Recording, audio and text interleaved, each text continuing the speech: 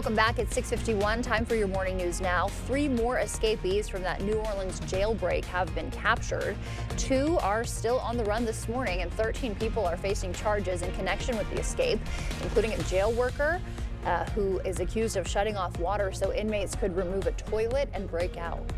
And NPR is fighting back against Trump's funding cuts with a lawsuit.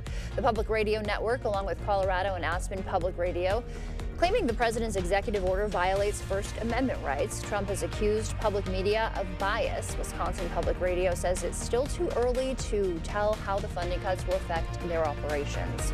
If you fly United, you'll want to get to the airport earlier. Starting next month, the airline now wants you checked in 45 minutes before domestic flights. That's up from 30, and that new policy will kick in June 3rd next week. A reminder, everyone should be wearing sunscreen, even if you have darker skin. There's a misconception the melanin in darker skin offers enough protection against the sun, but dermatologists say that's not good enough. While Black and Hispanic people are less likely to get skin cancer, they're more likely to die from the disease.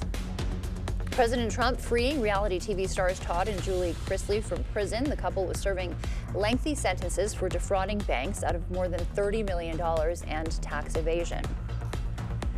Your stormwater bill could double if La Crosse city leaders approve a proposed rate hike. You're currently paying about $54 a year in stormwater fees. The proposal would bump that to nearly $119 annually. The city says rising costs for street sweeping, storm drain cleaning, and flood prevention are driving the increase.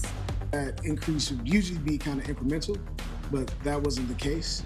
Water utility was kind of taking, compensating for what the storm utility was not bringing in. The Common Council still needs to approve it. It would be the first rate hike since the utility launched in 2014. And Sparta school leaders held a community meeting last night to talk about funding. They discussed how federal dollars are helping Sparta schools. After the meeting, the district's instructional services director weighed in on those proposed SNAP cuts. I don't know right now if that's going to impact us. I certainly hope not, because our district receives, our school, we serve 52% of our students have free and reduced lunch, and it would certainly be a shame that we wouldn't be able to serve the same number of students the meals that they rely on every day. So I hope not. In the meeting, they discussed how federal funding helps give students equal opportunities throughout their education. Popular Fabric Stores closed its doors. Monday marked the final day for Joann after all of the stores closed, including in Onalaska and Eau Claire.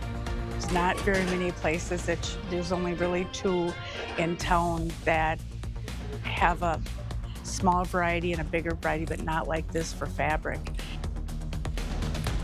And it was open until 9 p.m. Local workers are rolling up their sleeves to help families in need. Great Rivers United Way has businesses like Dakota Supply Group assembling household supply kits for families in need.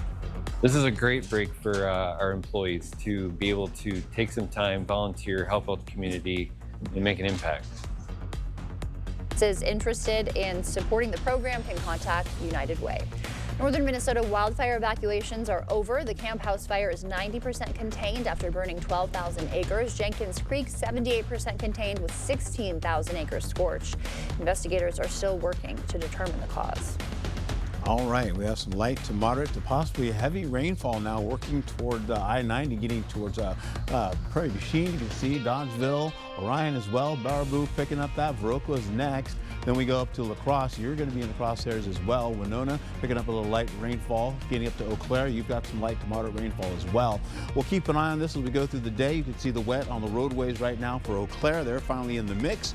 And as we go into the day, look for conditions to be cool, 60s mostly, warming up gradually as we go through tomorrow as Friday. And then, of course, Saturday and Sunday with temperatures reaching back into those 80s and beyond going into next week.